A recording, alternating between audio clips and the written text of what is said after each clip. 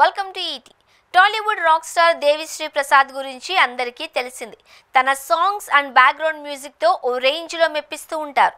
2025లో సక్సెస్ఫుల్గా ట్రావెల్ చేస్తున్నారు. రీసెంట్గా నాగ చైతన్య తండేల్ మూవీతో విజయం అందుకున్నారు. ఇప్పుడు కుబేరా సినిమాతో మరో హిట్ను తన ఖాతాలో వేసుకున్నారు Devi Sri Prasad. Songs and background స్కోర్తో మెప్పించారు. తన వర్క్తో ప్రశంసలు అందుకున్నారు. అయితే సినిమా విజయంలో రాక్ స్టార్ అందించిన బ్యాక్గ్రౌండ్ స్కోర్ కీలక పాత్ర పోషించింది అని ప్రత్యేకంగా చెప్పక్కర్లేదు. అయితే మేకర్స్ రీసెంట్గా ఏర్పాటు చేసిన విజయోత్సవ వేడుకకు దేవిశ్రీ హాజరయ్యారు. మూవీ టీంను అభినందించారు.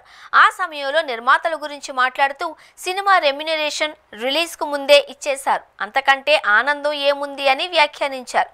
సినిమా విడుదలకు ముందే తన బకాయిలను చెల్లించినందుకు సునీల్ నారంగకు కృతజ్ఞతలు తెలిపారు. గతంలో ఇలా ఎప్పుడూ జరగలేదు అన్నారు. ప్రస్తుతం ఆయన కామెంట్స్ వైరల్ అవుతున్నాయి.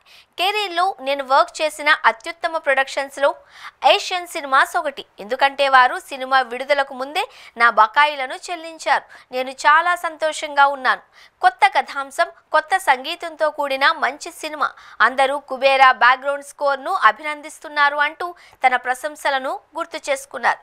మూవీని బాగా నిర్మించారు. అందుకు అనుగుణంగానే వర్క్ చేశాను. నాకు సమయానికి నా పారితోషికంతో పాటు బ్లాక్ బస్టర్ కూడా వచ్చింది అని దేవిశ్రీ ప్రసాద్ అన్నారు. అయితే ఇప్పుడు ఆయన స్పీచ్ వైరల్గా మారడంతో నెటిజన్లు రెస్పాండ్ అవుతున్నారు. రెమ్యునరేషన్, మ్యూజిక్, బీజిఎం విషయంలో వ్యంగ్యంగా కౌంటర్ ఇచ్చారు అంటున్నారు. దేవిశ్రీ ప్రసాద్కు రెమ్యునరేషన్ విషయంలో ఓ ప్రొడక్షన్ హౌస్ భారీ పెండింగ్ పెట్టింది అని కొద్ది రోజుల క్రితం ఊహాగానాలు చక్కర్లు కొట్టాయి. అప్పుడు ఇబ్బంది పడ్డారు అని రూమర్లు వినిపించాయి. అవుట్పుట్ బాగోలేదు అని మరో నిర్మాణ సంస్థ చెప్పింది అని టాక్ వచ్చింది.